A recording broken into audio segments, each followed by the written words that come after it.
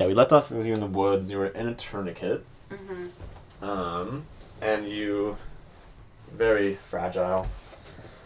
Yeah, so you just had crafted yourself a tourniquet out of like some bits of cloth that you had, sort of like from like that bag you had and whatever you had lying around. And so now I just have like a satchel kind of thing with no strap.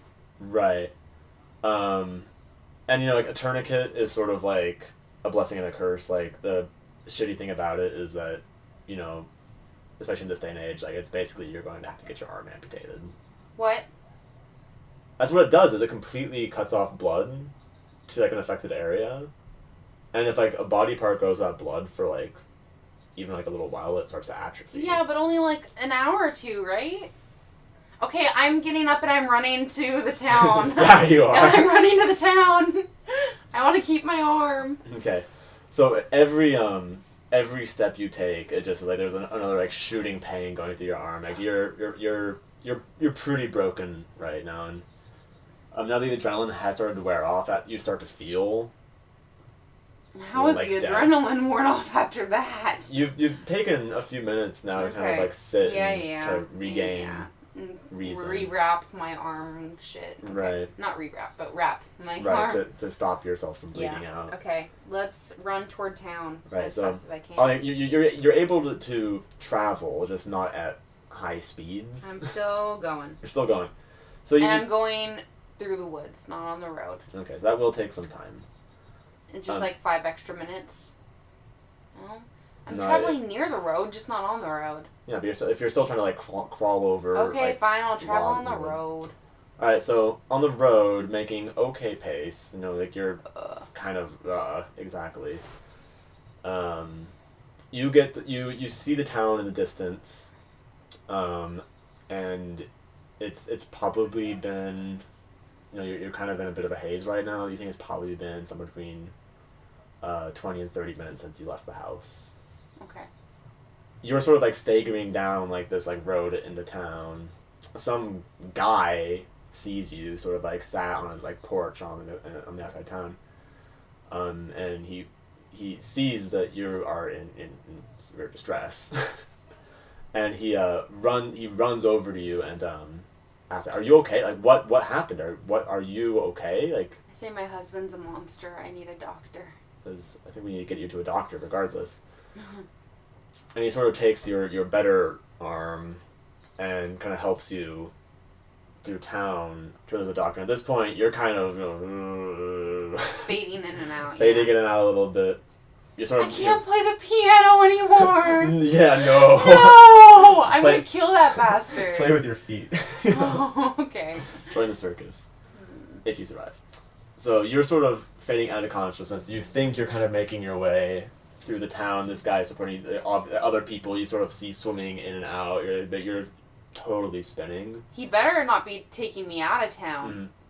No, it seemed. I mean, it's hard for you to tell because your perception's like, woo. Fuck.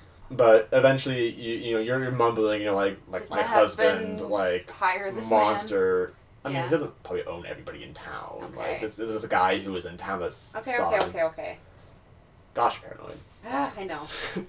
But eventually, you feel yourself sort of being laid down on a flat surface, and you just like boom, like out, like a light, and you don't know how much time passes.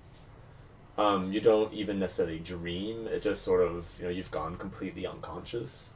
But eventually, you wake up, your eyes kind of open just a little bit, and you look around and it looks like you're in some sort of doctor's or some sort of exam room, or you in like a hospital bed or something, and you're kind of like, oh, and then you kind of feel it coming back over you, and you're, oh.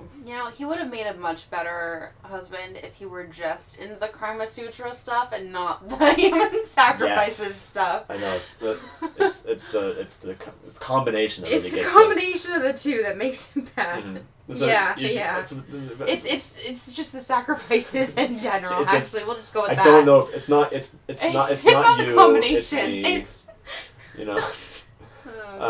so that for that moment though, it looked like you were alone in the room. Yeah. Again, you sort of You don't get to know how much time passes. It could be seconds. It could be hours. What's around me? Like I said, it looked like it was kind of just like a hospital room. Like, okay. You're in a bed, you're horizontal. Are there any kind of tools around me at all? You faded back out of consciousness. Oh, damn it. When you kind of start coming to again, you don't know how much time has passed again. It's either been seconds or hours or however long. But there's a doctor, a person wearing a lab coat, kind of dealio. They're facing away from you. Talking to my husband. No, they're no. Okay, good. Let's say they're looking at a clipboard. Okay. You're able. Say, please, I need the police. Somebody. He turns around, like, almost sort of starting. Says, "Oh, thank God you're awake." You know. He comes over to you and he starts examining you. Starts sort of like checking your pulse. Kind of feeling your forehead. Stethoscope action happening all over. You're kind of mumbling like police, like police, please. And he's kind of just like, please, like, don't try to talk. You have suffered second-degree burns and third-degree burns over at least 40% of your body. You look down to where your arm was. There's nothing there. Well, yeah, hence the was. Hence the was. Hence the was. You know, it's sort of like a little bit panicky, but he's like, please, like, try to stay calm. Your husband's here. We're taking care of you. Everything's going to be okay. I yell no. He says, stay calm. It's not going to be good to accelerate your heart rate right now. Like, please. I get up. I'm leaving. I am leaving. You try to sit up. If you really want to make a severe effort to try to get up. I want to make a severe effort to communicate to this doctor that my husband did this to me. Mm-hmm. I'm going to say that my husband did this to me, but I kind of did this to myself. You can't blink twice if your husband has tried to murder you. It's not that he doesn't seem to be buying it. I'm going to say husband. He seems to be assuming that you're delirious right now. And he's kind of just repeating, like, please, like stay there. We're taking care of you. We're doing everything we can for you. He's over and over again.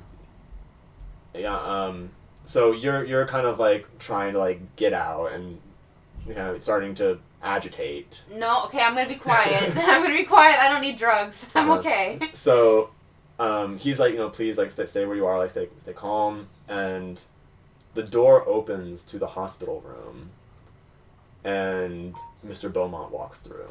Fuck. And he is bandaged up slightly. He has a bandage over one of his eyes. The doctor looks back and says, Mr. Beaumont, she's woken up, but she's agitated. Mr. Beaumont says, if you leave us alone... I say no. You said, if you leave us alone, I'll try to calm her down. No. So you're just going, no. No. I grab the doctor's wrist, and I'm like, don't leave me. Mm-hmm. Is what I say to the doctor. He says, please, man, like, no, we're here to help you. I say, don't leave me. We're here to help you. We're not going to leave you. We're just going to give you something to help you sleep. Fuck! You're in no state right now. You could tear apart your sutures. You're in no state right now to be agitated. I tell him to don't leave me. I keep on looking up at the doctor and saying, don't leave me. I'm begging him to not leave me. He goes over to, like, the nightstand, takes a few pills out of a bottle and offers them to you and says, here, take these to help you relax. I put them in my mouth, but I don't swallow them. He gives you a glass of water. I pretend like I swallow them. Really? You're going to make me take a brick for that? Yeah, it's a bluff check. You're bluffing them. Honestly, I try to take it from below this. This is incredibly unstable right now. That might be bad. I don't know. I haven't played Jenga very much. That could be horrible advice. Probably. Oh, God. That was a wobble. You're trying real hard to sort of get the water to your mouth, trying to make it look convincing. Because your life literally could be on the line right now. Because you know that you can't trust your husband, but this doctor doesn't. Oh my God. Block is pulled and placed. Okay.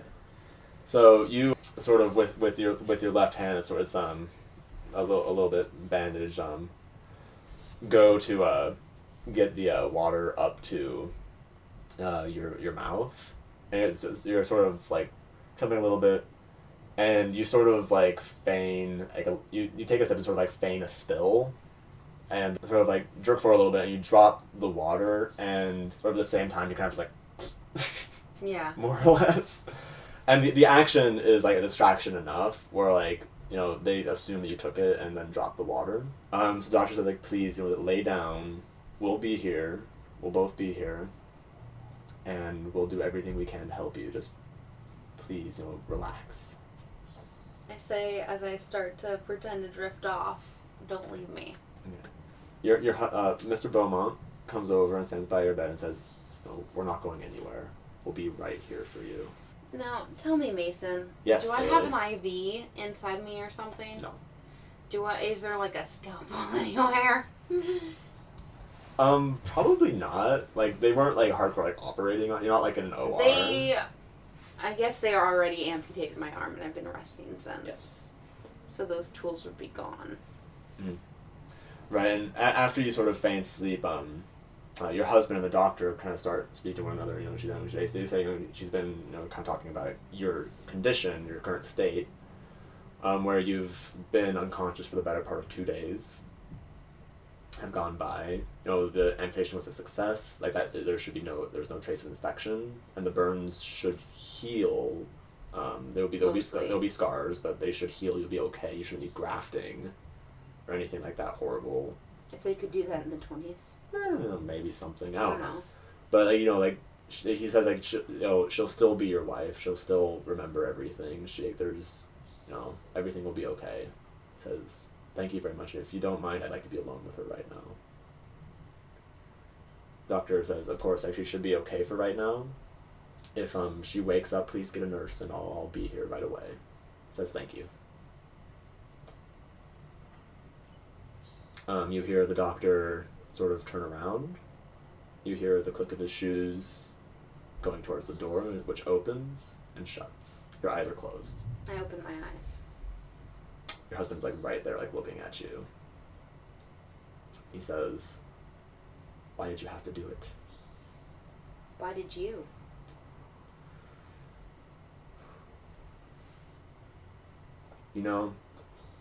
I really wish that I could tell you. I really wish that there was something that was my fault that I had done. Every one of the women that you saw down there, and you yourself,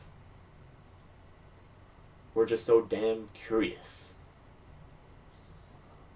To your own fault. And what of the first? What of the first woman? Curious. All of them curious. What was going on down there before? At first, nothing.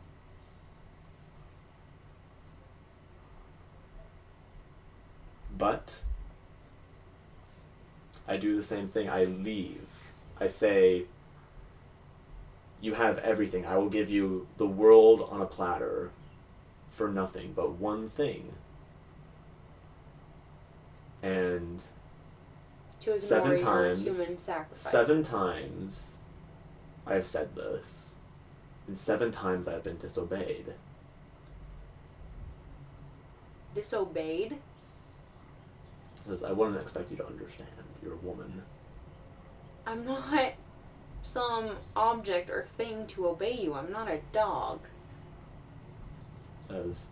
Though I might look like one now. You're not looking too feminine or right now. But he rather ominously, he grabs a pillow. I scream.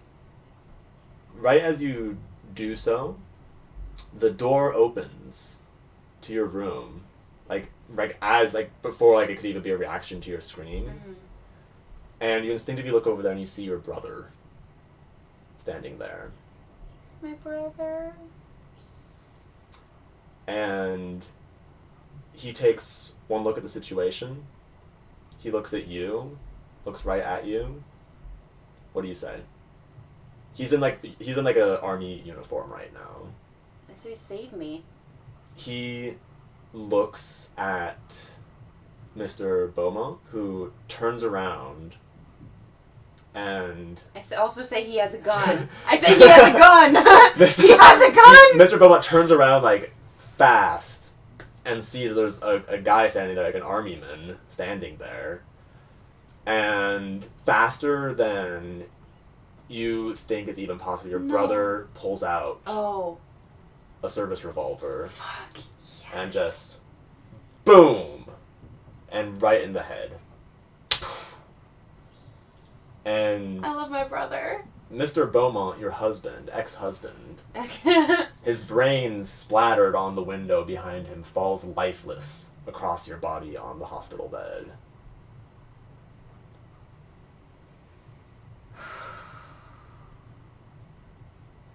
And that's where we end. And that's where we end. I didn't die. The No. tower never fell. No. You did fine. I didn't